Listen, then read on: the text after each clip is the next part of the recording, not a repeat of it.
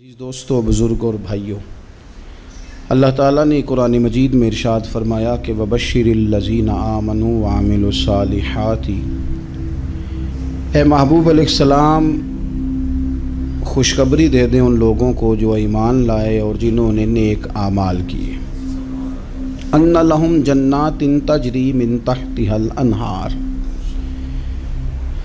ان کے لیے جنت ہے اور جنت وہ ہے جس کے نیچے نہریں بہہ رہی ہیں۔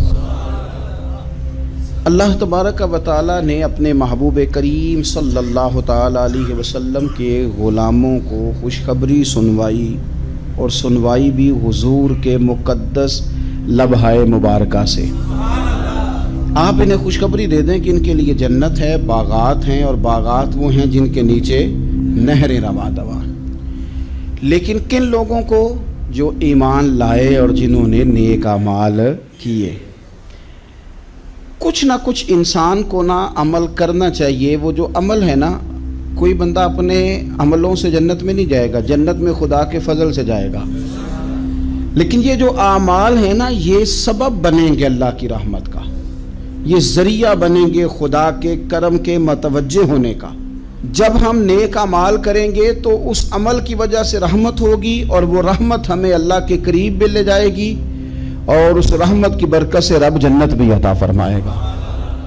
ہمارے ہاں یہ ہوتا ہے کہ ہم زیادہ تر چیزوں کو تقریر سننے کی حد تک لیتے ہیں، اچھی نصیحت کا لطف ضرور حاصل کرتے ہیں، اچھے جملے کو اپنے دل میں اس کی فرحت ضرور محسوس کرتے ہیں، لیکن عمل کی طرف نہیں بڑھتے۔ اس کا نقصان یہ ہوتا ہے کہ یہ معاذ اللہ ایک باقاعدہ شعبہ بن جاتا ہے کہ میں نے بڑی خوبصورت تیار کر کے تراش خراش کر کے بات کرنی ہے، بڑی عمدہ کرنی ہے۔ اچھے اچھے ادیب تو پیدا ہوتے ہیں، اچھے خطیب، اچھے واعظ، اچھے سننے والے، داد دینے والے تو پیدا ہوتے ہیں، لیکن اگر عمل کا شوق نہ پیدا کیا جائے تو پھر باتیں نشستن گفتن برخاستن تک رہ جاتی ہیں، اس کا لطف نہیں آتا۔ پھر تو تقریریں ہو رہی ہیں، ہوتی ہیں اور ہوتی رہیں گی۔ نتیجہ کیا نکلا؟ جو آدمی کہتا ہے میں اتنے سالوں سے تقریر سن رہا ہوں، تو سوال یہ ہے کہ بھئی اتنا سننے کے بعد تم سمرے کتنا؟ سننے کا ایک ہی مقصد زندگی میں آپ سمجھ لیں کہ سننے کا مطلب سنورنا ہے، اور اگر آپ نے خیر کی بات سنی اور آپ سنورے ہی نہیں، میں آپ کو دعوت فکر دیتا ہوں۔ نبی پاک صلی اللہ تعالیٰ علیہ وسلم نے ارشاد فرمایا، ایک عورت تھی، طوائف تھی، ساری زندگی اس کی گناہوں میں گزری معاذ اللہ، پھر وہ ایک کنویں کے پاس سے گزر رہی تھی، ایک پیاسا کتا اس نے وہاں پیاس سے تڑپتے سسکتے دیکھا، اور پھر اس نے اپنے جوتے کو لٹکا کر اپنے دوپٹے کی مدد سے یا جیسے اس سے ممکن ہو سکا اس نے پانی نکالا، کتے کو پلایا، اللہ نے اس کی بخشش فرما دی۔ آپ ماشاءاللہ ہزاروں میں لوگ ہیں، آپ نے بڑی جلدی مجھے یہ بتانا ہے، یہ حدیث آپ نے پہلے بھی سنی ہوئی ہے نا؟ میرا خیال ہے کوئی بندہ نہیں رہا جس نے نہ سنی ہو، سنی ہوئی ہے نا ہم نے الحمدللہ۔ اتنے سارے بندے جو یہاں موجود ہیں انہوں نے سنی ہوئی ہے، تو ظاہر ہے امت مسلمہ میں جتنے لوگ ہیں ڈھیر ساروں نے یہ بات سنی ہوگی۔ لیکن میرا سوال یہ ہے، میں سڑکوں پہ روڈوں پہ سفر کرتا ہوں، ہم نے یہ حدیث درجنوں بار سنی کہ طوائف نے کتے کو پانی پلایا تو اس کی بخشش ہو گئی، لیکن حال یہ ہے کہ سڑک پر کسی گاڑی سے ٹکرا کر اگر کوئی کتا مر جاتا ہے، اب مر ہی گیا ہے، گاڑی والا، موٹر سائیکل والا، پجارو والا، بس والا کوئی اتنی جرت نہیں کرتا کہ لکڑی کے ساتھ رسی کے ساتھ ہی پکڑ کے اسے سائیڈ پہ کر دے۔ وہ سڑک پہ مرا ہوا پڑا رہتا ہے، یہاں تک کہ گاڑیوں کے ٹائروں کے ساتھ اس کا گوشت لگ لگ کے سڑک صاف ہوتی ہے۔ اس محبوب کے ماننے والے جس محبوب نے بتایا کہ طوائف نے پانی پلایا تھا، اور ہمیں سمجھ بھی آ گئی اور حدیث پڑھ بھی لی اور سن بھی لی، پھر اس ملک کی جو مسلمانوں کا ملک ہے اس کی سڑکوں پر مرے ہوئے کتوں کو اٹھائے بھی کوئی نہ، اور زخمی کتا زخمی ہو ہی گیا ہے، اب اسے سڑک سے سائیڈ پہ ہی کر دیا جائے کم از کم، تاکہ اس کی اگر جان باقی ہے تو بچ جائے۔ تو پھر مجھے بتاؤ نا میرے دوستو، ہم نے کس لیے تقریریں سنی ہیں، کس لیے خطبے سنے ہیں؟ واعظ و نصیحت کی مجالس کا مطلب ہم نے کیا سمجھا ہوا ہے؟ تقریر، تحریر، تصنیف، اچھی گفتگو، اچھا جملہ، اس کا معنی ہم کیا سمجھتے ہیں؟ تو آج جو خوبصورت گھڑیاں شب برات کی صورت میں ہمیں نصیب ہونے جا رہی ہیں، اس سے پہلے اپنے دل میں یہ ارادہ کرو کہ رب کریم نے ہمیں جتنا دین کا فہم دیا ہے، سمجھ دی ہے، علم دیا ہے، ہم ارادہ کرتے ہیں اب ہم صرف سنیں گے نہیں، پڑھیں گے نہیں، صرف بیان ہی نہیں کریں گے، ہم عمل بھی کریں گے۔ کوئی تھوڑا سا نا عمل کا رستہ بھی تو میرے عزیز ہونا چاہیے۔ اب مطلب بہت ساری جگہوں پہ جانے کا موقع ملتا ہے تو لوگ کہتے ہیں پیر صاحب ناراض نہ ہونا، ہم نے بڑا بندوبست کیا ہوا ہے، تقریر ذرا نہ سوا کو گھنٹہ کرنا۔ تو میں کہتا ہوں مثلاً آپ مجھے بتائیں نا، سوا گھنٹہ تقریر کرا کے آپ نے کیا کرنا ہے؟ اگر تو آپ نے اس لیے بلایا ہے کہ جناب ایک بات سنیں گے، ایک واعظ ہوگا، سر دھنیں گے، تو وہ تو مجھے آتا ہی نہیں۔ تو میں تو مختصر بات کروں گا اور اتنی کروں گا جس کی ضرورت محسوس کروں گا۔ لمبی چوڑی تقریروں کا کیا مطلب ہے؟ ہم کیا چاہتے ہیں سوائے اس کے کہ جناب بات بڑی اچھی کانوں کو لگ رہی ہے، مزہ بڑا آ رہا ہے، تو آپ نے لیا کیا؟ نتیجہ کیا نکلا؟ میرے رسول پاک علیہ السلام کے صحابہ جو حضور سے نصیحتیں لیتے تھے وہ کیسی تھی؟ حضرت عبداللہ بن بصر رضی اللہ تعالیٰ عنہ حاضر بارگاہ ہوئے، آ کے عرض کی یا رسول اللہ صلی اللہ علیہ وسلم، میں آیا ہوں سونے، پتہ نہیں دوبارہ آ سکوں کہ نہ آ سکوں، حضور پتہ نہیں موقع ملے نہ ملے، ایک بات مجھے بتا دیں، میں اس پہ عمل کروں گا، میری زندگی بھی بن جائے اور آخرت بھی بن جائے۔ تو کریم محبوب نے فرمایا عبداللہ زبان کو خشک نہ ہونے دینا، اس کو تر رکھنا۔ تر حضور کس چیز سے؟ فرمایا اللہ کے ذکر سے تر رکھنا، زبان اللہ کے ذکر سے تر رہے، ہر وقت رب کی یاد رہے، تیری دنیا بھی بن جائے گی اور آخرت بھی بن جائے گی۔ تو میرے عزیز اپنی زندگی کے اندر اب ہم نے عمل کرنا ہے۔ او جناب کمال پھر یہ ہے کہ جب واعظ سننے کا شوق بڑھ جاتا ہے، تقریر سننے کا شوق بڑھ جاتا ہے، سننے سنانے کا خالی مزاج ہو جاتا ہے، پھر بندہ ڈھونڈتا پھرتا ہے کہ نئی سے نئی چیز کہاں ملتی، انوکھی سے انوکھی چیز کہاں ملتی، انفرادی سے انفرادی بات۔ میرے بھائی آپ ضرور سنیں، ضرور سنیں، مومن کی گمشدہ میراث ہے، حکمت جہاں سے ملے لیں، لیکن عمل کرنے کے لیے لیں، عمل کرنے کے لیے۔ اب میرا دل کرتا ہے اب ہماری چپ سے بھی لوگ سبق سیکھیں۔ حضرت باجزید بستامی فرمایا کرتے تھے جس نے ہماری چپ سے کچھ نہیں سیکھا اس نے ہماری تقریر سے کیا سیکھنا ہے۔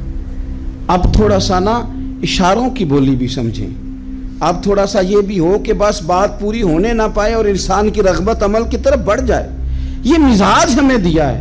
اب تو بھائی آ جائیں آپ، صبح بھی تقریر کر دیں، دوپہر کو بھی تقریر کر دیں، شام کو بھی تقریر کر دیں، تو پھر یہ بھی ہوتا ہے کہ جناب وہ بیان آپ نے جو سنایا تھا نا وہ ذرا دوبارہ سنا دیں۔ تو میں کہتا ہوں پہلے سننے پر عمل ہو گیا تو نہ کریں۔ اب ہمیں تھوڑی باتیں سیکھ کر ان پر عمل کرنا ہے اور آگے بڑھنا ہے۔ بڑی سادی بات میرے ابا جی بتایا کرتے تھے، والا صاحب کہتے ہیں کہ ایک دیہاتی بندہ نہ چلا گیا وہ کسی مولوی صاحب کی تقریر سننے، تو اس زمانے میں آپ کو پتہ ہے یہ واش روم کا مروجہ نظام نہیں ہوتا تھا، تو لوگ کھیتوں میں دوسری جگہوں پہ پیشاب کے لیے جاتے تھے۔ تو مولانا نے ایک احتیاط بیان کی، وہ کہنے لگے کہ پیشاب سخت جگہ پہ نہ کرو زمین پہ بیٹھ کر، ورنہ پیشاب کے چینٹے اڑیں گے، کپڑوں پہ پڑیں گے، اور حدیث میں سخت حکم ہے اس مسئلے۔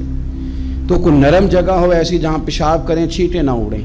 وہ بندہ عمل کرنے والا تھا نا، اسے نیری تقریر سن کے سر دھن کے جانا نہیں تھا، اس نے اتنی ساری ریت لے لی، کپڑے میں باندھ لی، اور وہ اس نے کندھے پہ رکھی ہوئی ہے، جہاں پیشاب کا وقت آتا پہلے ریت بچھاتا، پھر پیشاب کرتا تاکہ میرے کپڑوں پہ نہ پڑے۔ ایک صاحب نے اسے کہا کوئی ہفتے بعد چلو بیان سننے چلیں، تو کہنے لگا میں پہلے پہ عمل کر لوں یہی بڑا ہے، میں نے تو اتنی ساری ریت، کندھا تھک گیا ہے میرا، اس دن سے اٹھائی ہے، تو میں نہیں چاہتا کہ نہیں بھی سنوں تو کسی اور جگہ میں۔ یہ تفریح تباہ کے لیے بات کو نہ سمجھیں، اس سادے آدمی نے جو ہمیں سمجھایا مجھے اور آپ کو، اس پر غور کرے کہ کل بھی سنا تھا، پرسوں بھی سنا تھا، پیر صاحب نے ترسوں بھی کہا تھا، شیخ نے پرسوں بھی کہا تھا، پچھلے ہفتے بھی کہا تھا۔ تو نے اگر شیخ کی بھی نہیں سنی، استاد کی بھی نہیں سنی، پیر کی بھی نہیں سنی، اور اس دور کے پیر جو صحیح کام کرنے والے ہیں، استاد جو صحیح کام کرنے، مجبور ہو گئے ہیں بیچارے، کہتے ہیں کس کی تربیت کریں، کس درد سے کہا تھا حضرت سلطان باہو نے، وہ کہتے ہیں اور رب دا طالب کوئی بھی نہیں ملیا، اتے جو ملے ہے طالب زردہ ہو۔ یہ تو آئے ہیں کاروبار سیدھا کرنے، فوٹو کھچوانے، فلاں کام کے لیے، یہ تو وہ جو ہم دینا چاہتے ہیں اس کا تو مزاج ہی نہیں۔ پہلے بھی میں نے کہا تھا، پھر کہتا ہوں، مجھے شوق نہیں ہے، خدا مجھے معاف کر دے اس دن سے پہلے جس دن یہ شوق ہو کہ میں سویرے جاؤں گا تو نوٹ لاؤں گا، تو شام جاؤں گا تو نوٹ لاؤں گا۔ یہ شوق نہیں ہے، طبیعت نہیں ہے، من نہیں چاہتا، لیکن یہ کہ یہاں بھی آ جائیں خطاب کر دیں یہاں بھی، او خدا کے بندو ہم کہاں اس قابل ہیں ہم خطاب کریں؟ ہم نے تو نا جی ایک اذان دینی شروع کی ہوئی، صبح و شام ایک اذان پڑھتے ہیں، ہے یہ پیغام حضرت احمد رضا کہ بارگاہ نبی کے رہو با وفا۔ ہم تو کہتے ہیں ادھر آ جاؤ، ٹھوکریں کھاتے پھرو گے ان کے در پہ آ پڑو، قافلہ تو اے رضا اول گیا آخر گیا۔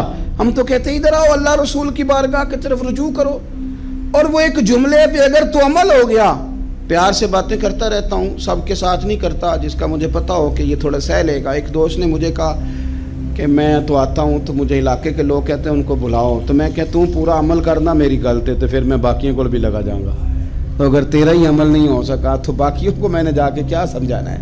تو ایک تو آج کی جو رات ہے، اس سے پہلے اپنے اعمال کی طرف میں اکثر کہتا رہتا ہوں کہ شب برات پہ ہر مسجد سے زور زور سے رونے کی آواز آنی بھی چاہیے۔ شب قدر پہ آتی ہے، عمرے پہ جاتے وقت لوگ معافیاں مانگتے ہیں، حج پہ جاتے وقت، اور کروڑوں لوگ یہ کام کرتے ہیں سال میں۔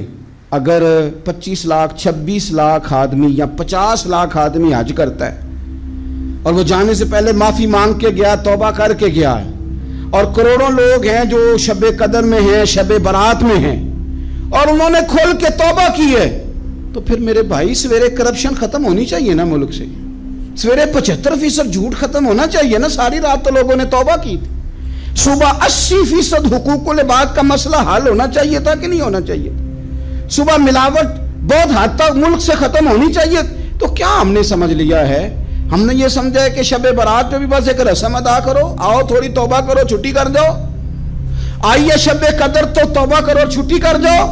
کیا یہ ہم نے مطلب سمجھ لیا؟ حج کرنے گئے، رب کی بارگاہ میں حاضر ہوئے، رسول کریم کی بارگاہ سے بھی جو ہو کے آ جائے اور بدلے ہی نہ، وہاں تک جائے اور بدلے ہی نہ۔ مدینے گئے، کعبے گئے، کربلا گئے، جیسے گئے تھے گھوم پھر کے ویسے ہی آ گئے۔ نتیجہ کیا ہے؟ اپنی زندگی نتیجہ خیز بنائیں۔ آج اس خوبصورت موقع پر جب شب برات ہمارے سامنے کھڑی ہے، اپنے ذہن میں تہیہ کریں کہ اب ہم نے بدل جانا ہے۔ شوگر ہو جائے تو بدلنا پڑتا ہے، اللہ معاف کرے، چینی چھوڑنی پڑتی ہے، من پسند مٹھائیاں چھوڑنی پڑتی ہیں، بدلنا پڑتا ہے۔ بلڈ پریشر ہو جائے تو یارو بدلنا پڑتا ہے۔ اگر انسان کو خدا نہ خواستہ کوئی مرض لگ جائے تو بدلنا پڑتا ہے۔ اولاد پیدا ہو جائے تو بدلنا پڑتا ہے۔ گھر میں بیٹیاں پیدا ہو جائیں تو بوڑھے باپ کو بدلنا پڑتا ہے۔ بال سفید آ جائیں تو پھر بھی تو بدل جانا چاہیے نا۔ انسان کی عمر 40 سال ہو جائے تو پھر بھی تو بدل جانا چاہیے۔ شب برات پہ توبہ کرے تو پھر بھی تو بدل جانا چاہیے۔ اب بدل جائیں، اب ہم بدل جائیں۔ اب نہ درد ہوتی ہے، گاڑی میں بیٹھیں تو کمر پہ درد ہوتی ہے، اب ہم بدل جائیں۔ اب لوگ بتاتے ہیں تیرے بال سفید ہونے لگ گئے، اب ہم بدل جائیں۔ اب لوگ ہمیں کہتے ہیں بچے جوان ہو گئے، اب ہم بدل رہے نا یارو۔ اب لوگ ہمیں کہتے ہیں کہ اوہو اب تو آپ اٹھتے وقت زمین پہ پہلے ہاتھ رکھتے ہیں پھر اٹھتے ہیں، اب بدل نہ جائیں۔ اب محسوس ہوتا ہے کہ نیند گہری نہیں آتی، اب محسوس ہوتا ہے کہیں کہیں جسم میں تکلیف ہے، اب بدل نہ جائیں۔ اب نہ کئی کلاس فیلو چلے گئے دنیا چھوڑ کے، بدل نہ جائیں۔ اپنے بہن بھائیوں میں سے کئیوں کا جنازہ پڑا، بدل نہ جائیں۔ ہم میں سے کئیوں نے ماں باپ دفن کر دیے، پھول ڈال دیے قبروں پہ، بدل جائیں۔ اب وقت تھوڑا رہ گیا، اب کچھ تبدیلی کی طرف آئیں، اب توبہ صحیح والی کر لیں، اب استغفار دل سے پڑھ لیں، اب تبدیل ہو جائیں، اب اپنے اندر باہر کچھ تبدیلیاں لائیں، اب اپنے ظاہر اور باطن کو سنواریں۔ اب اللہ رسول کی بارگاہ میں جانا ہے نا، تو کہیں ایسا نہ ہو شرم آئے حضور کے سامنے کھڑے ہوتے، حیا آئے نبی کریم کی بارگاہ میں کھڑے ہوتے۔ اب کچھ تبدیلی لائیں، آج ارادہ کریں کہ آج جو توبہ کریں گے وہ صحیح والی کریں گے، آج جو وہاں استغفار کریں گے اللہ کے حضور حاضر ہو کے تو وہ صحیح والا کریں گے۔ اب کچھ تبدیلی کا مزاج لائیں۔ اور پھر ایک اور بات بھی عرض کروں، ہمارے ذاتی تعلقات سارے دھوکہ ہیں، ہماری جیبوں میں مال سارا دھوکہ ہے، ہمارے بلند و باغ دعوے سارے دھوکہ ہیں، ہمارے بڑے بڑے رتبے سارے دھوکہ ہیں۔ بڑے تعلقات تھے بیٹے کے، پر ماں بیمار تھی تو اسے صحت تو نہیں تعلقات کی وجہ سے مل سکی۔ بڑے تعلقات تھے نا بیٹے کے، لیکن جب بیماری زور پکڑ گئی تو پھر کیا کر سکا کوئی۔ بڑے تعلقات تھے، بڑا پیسہ تھا جیب میں، بڑا کچھ تھا، لیکن جب جناب اسرائیل آئے تو پھر کوئی کچھ بھی نہ کر سکا، پھر اپنے رہ گئے، اور جس کو جانا تھا وہ سب چلے گئے۔ تو یہ جتنی چیزیں ہیں نا، یہ کچھ نہیں ہیں، یہ دھوکہ ہے۔ سچ صرف اللہ رسول کی ذات ہے، حقیقت صرف دین ہے، اصل صرف وہ بارگاہیں ہیں۔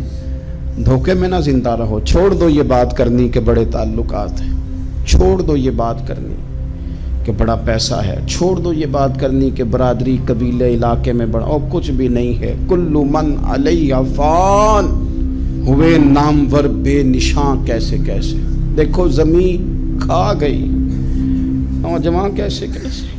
میں مولانا نورانی کی قبر پہ کھڑا تھا تو میں کہہ رہا تھا مقدور ہو تو خاک سے پوچھوں کہ اے لئیم تو نے وہ گنج ہائے گرا مایا کیا کیے، اتنے بڑے لوگ تو لے گئی، اتنے بڑے لوگ، اتنے بڑے لوگ قبروں میں کدھر گئے؟ سلطان محمود غزنوی کہاں ہیں؟ شہاب الدین غوری کہاں ہیں؟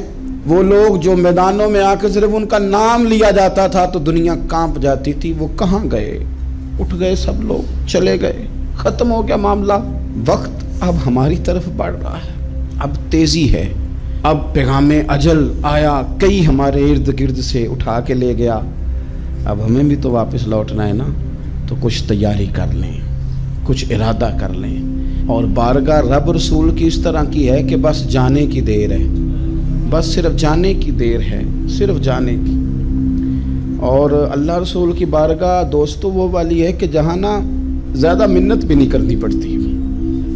وہ جو 4-5 لوگ تھے نا مکہ مکرمہ میں، انہوں نے بہت ہی اسلام کی مخالفت کی حد کر دی تھی، ان کے لیے حکم ہوا تھا جہاں ملے قتل کر دو۔ اکرمہ تھے، ابن خطل تھے، کچھ اور لوگ تھے، تو پتہ ہے ان کو کسی نے مشورہ کیا دیا تھا؟ کسی کافر نے مشورہ دیا، پر پتہ صلاح کیا دی تھی؟ اس نے کہا تھا تم نے بڑی زیادتیاں کی ہیں، بڑے بے ادب ہو، کسی صحابی کے قابو نہ آنا، مار دیے جاؤ گے، اپنی خطاؤں کے سبب سے تم مار دیے جاؤ گے، لیکن اگر کسی طریقے چھپتے چھپاتے رسول پاک کی بارگاہ میں پہنچ جاؤ نا، اگر وہاں کسی طریقے چلے جاؤ۔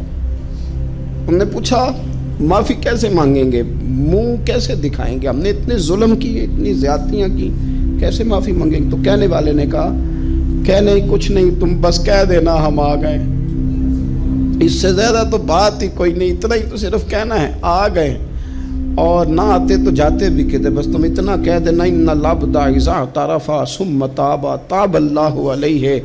نبی کریم علیہ السلام نے فرمایا بندہ جب آ کے کہتا ہے نا یا اللہ میں بھول گیا تھا، غلطی ہو گئی، ان العبد اذا اعترف، مان جو گیا ہوں، غلطی ہو گئی، جب کہتا ہے نا میں بھول گیا، ثم تاب، پھر وہ توبہ کرتا، تاب اللہ علیہ، اللہ دیر کرتا ہی نہیں، فوراً توبہ کو قبول فرما لیتا۔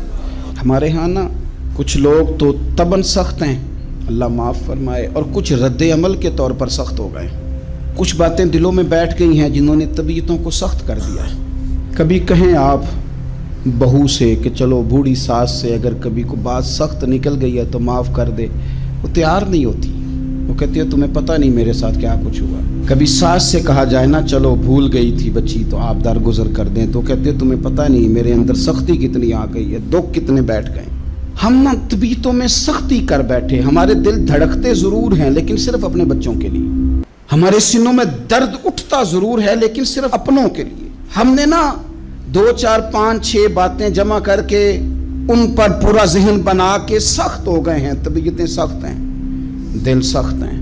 میرے نبی پاک صلی اللہ تعالی علیہ وسلم نے فرمایا، یہ حدیث مسلم شریف میں موجود ہے، فرمایا جنت میں وہ لوگ داخل کیے جائیں گے جن کے دل چڑیوں کی طرح نرم ہیں، نرم دل کے لوگ، معاف کر دینے والے، جلدی مان جانے والے۔ ایک صاحب تھے اپنے بھائی سے ناراض ہو گئے اور انہوں نے رشتے سے انکار کر دیا. پہلے ان کے بیٹے کی وہیں پہ نسبت تھی, انکار کر دیا.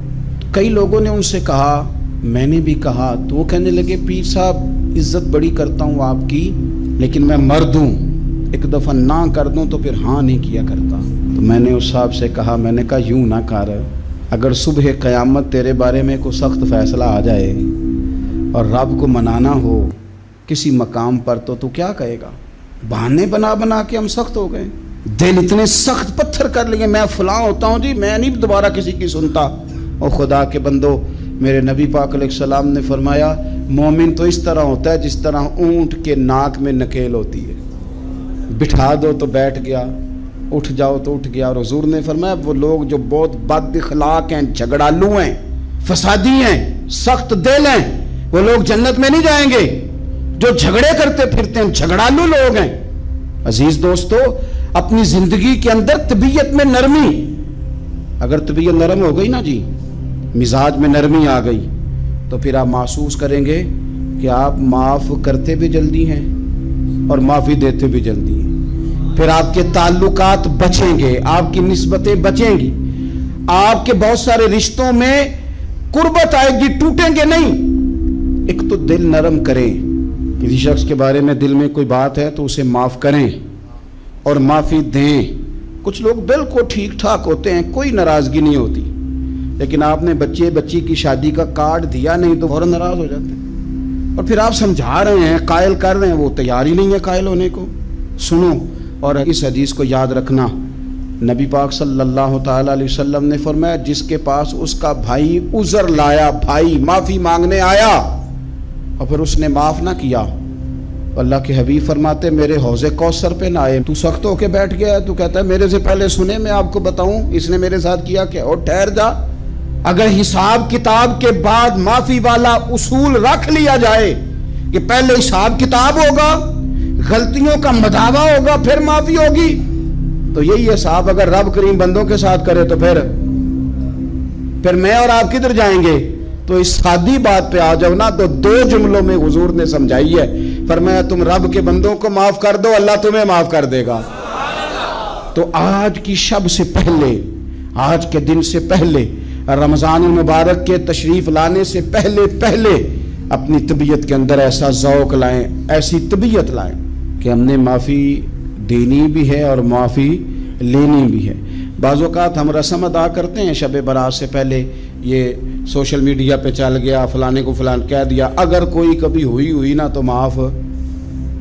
ایسے تو نہیں نا معافیاں ہوتی. ہمیں پتہ ہوتا ہے ہم سے کون ناراض ہے, ہمیں خبر ہوتی ہے ہم نے کس کو تکلیف دی, ہمیں پتہ ہوتا ہے کس نے ہمارے لہجوں سے پریشانی پائی ہے, کون ہے جو ہماری وجہ سے اذیت کا شکار ہے, تو اس سے جا کے معافی مانگے, تو یہ چیزیں معافی کا سبب بن جائیں گی.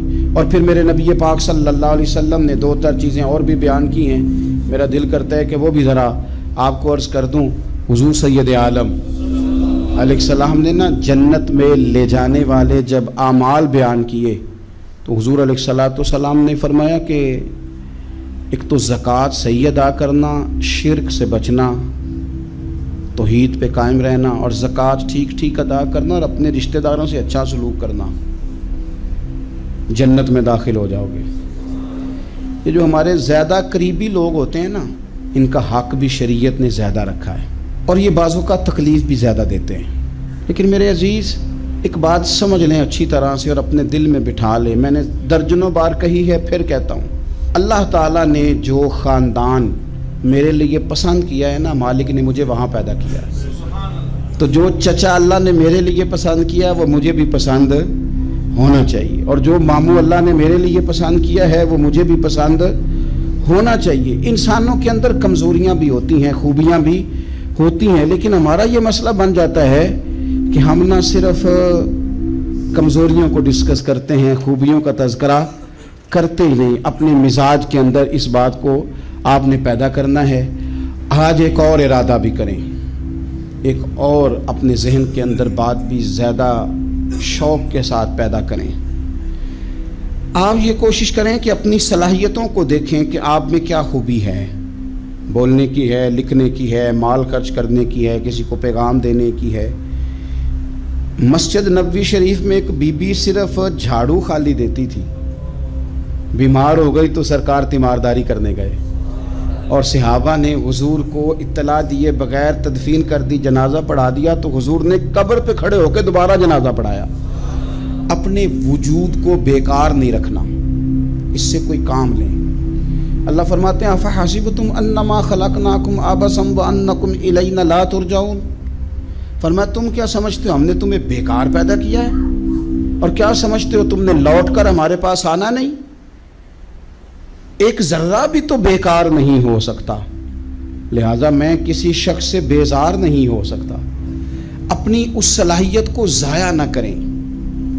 ہم نہ بہت سارا وقت ضائع کر رہے ہیں، ادھر ادھر موبائل کھول لیا، دیر تک فلانی چیز دیکھی، پھر فلانی دیکھی، پھر فلانی بحث کی۔ تو اپنے آپ سے نہ کچھ کام لیں، کچھ خدمات کریں۔ ہم زیادہ وقت لوگوں کا انٹرویو کرنے میں ضائع کرتے ہیں، دوسروں کی تفصیلات حاصل کرنے میں وقت ضائع کرتے ہیں، لوگوں کا دھیان رکھنے میں وقت ضائع کرتے ہیں۔ آج کے بعد اپنا دھیان رکھنا ہے، اپنی صحت کا دھیان رکھنا ہے، اپنے معاملات کا اپنے اوپر تھوڑی توجہ دینی ہے، کوشش کرنی ہے کہ کس حد تک ہم اپنی صلاحیت سے فائدہ لے کے کسی کا کچھ نفع کر سکتے ہیں تو وہ نفع کریں، اپنے وجود کو نفع بخش بنائیں۔ حدیث پاک سنیں گے تو آپ محسوس کریں گے کہ اللہ کتنے اجر دینے والا ہے۔ نبی پاک علیہ السلام نے فرمایا جس نے دین کے رستے میں اتنی دیر بھی قتال کیا، لڑا، اتنی دیر جتنی دیر اونٹنی کا دودھ دھونے میں لگتی ہے، اتنا تھوڑا وقت بھی دین کے لیے اگر کوئی نکلا، جد و جہد کی، قتال کیا، لڑا، فرمایا اس بندے کو بھی اللہ جنت عطا فرما دے گا۔ اتنا تو کام کرے نا، اتنا تو کام کرے۔ اور حضور علیہ السلام نے رغبت دلائی، یعنی جتنا بھی عمل، حضور فرمانے لگے کسی عمل کو چھوٹا نہ سمجھنا، کچھ نہ ہو سکے تو اپنے بھائی سے مسکرا کے میلی لینا، اللہ اس پر بھی صدقے کا ثواب عطا کر دے گا۔ اور نبی پاک علیہ السلام نے فرمایا دوزخ سے بچ جاؤ صدقہ دے کے۔ خیال آتا تھا یا رسول اللہ کتنا کو دیں، تو فرمایا خشک کھجور کا ایک ٹکڑا، یعنی پوری کھجور بھی نہیں، خشک کھجور کا ایک ٹکڑا بھی خیرات کر کے بچ سکتے ہو تو وہ کر کے ہی صدقہ دے کے اللہ کے عذاب سے بچ جاؤ۔ معنی کیا ہے ان ساری روایتوں کا کہ کچھ کرو تو صحیح نہ، کچھ کرو تو صحیح نہ۔ ہمارے ایک بزرگ تھے تو کرونا کے دنوں میں انہوں نے ایک جملہ کہا، کہنے لگے یہ کرونا پتہ تمہیں کیا کہنے آیا ہے؟ کہنے آیا ہے کہ بیماریاں آ رہی ہیں، حالات خراب ہیں، یہ کرونا نہیں، یہ کہتا ہے کچھ کرو نا، کچھ اللہ اللہ کرو نا، فارغ نہ بیٹھو، دیکھو کیسے لوگ ڈھیروں کے ڈھیروں اب جا رہے ہیں، اب کچھ کرنا ہے انشاءاللہ تعالی، اب کچھ وقت ضائع نہیں کرنا، اور زندگی میں کچھ، میں کہہ چکا ہوں کہ ایک بندے کو بھی اللہ نے بیکار نہیں پیدا کیا، ہم نے خود اپنے آپ کو بیکار کر لیا ہے۔ اپنے آپ کو بیکار نہ کریں۔ جب رب کہتا فحسبتم انما خلقناکم عبث، کیا تم سمجھتے ہو میں نے تمہیں بیکار پیدا کیے؟ آپ لوگ بڑے کام کے ہیں، بس اپنے آپ کو پہچانے۔ اقبال کہنے لگے عجب نہیں کہ خدا تک تیری رسائی ہو اور تیری نظر سے تو پوشیدہ ہے آدمی کا مقام، تو بندے کوئی نہیں سمجھ سکا تو وہاں تک تو کیسے جائے گا؟ اپنے آپ کو پہچانے۔ یہ جو کہتے ہیں نا مجھ سے کچھ بھی نہیں ہوتا، ناراض تو نہیں ہو جائیں گے؟ یہ کچھ کرنا نہیں چاہتے، یہ صرف ادھر ادھر دھیان رکھ کے ایک فوٹو چڑھا کے ادھر بھاگ ادھر اپنے نفس کو راضی کرتے ہیں۔ نفس بس کہہ رہے آج یہ کر لو تو وہ کر لیا، ادھر دیکھ لو تو ادھر دیکھ لو۔ اس سے نکلیں، مثبت، مضبوط، مستحکم ارادے کریں اور پھر چل نکلیں۔ لڑنا شرط ہوتا ہے، جیتنا شرط نہیں ہوتا۔ تاریخ یہ نہیں دیکھتی کہ جیتا کون کون، تاریخ یہ دیکھتی ہے کہ لڑا کون کون، میدان میں کون کون رہا۔ اللہ بدر میں کامیابیاں دیتا ہے، احد میں کئی دفعہ کہتا ہے واپس پلٹو، خندق آئے گی تو پھر کامیابیاں مل جائیں گی، خیبر آئے گا تو پھر کامیابیاں مل جائیں گی۔ تو اس لیے ہمیشہ جیتنا ہی ضروری نہیں، لڑنا ضروری ہے۔ ہمت کریں، کوشش کریں۔ اللہ تعالیٰ آپ سب کو جزائے خیر عطا فرمائے۔ آخر دعوانا ان الحمدللہ رب العالمین۔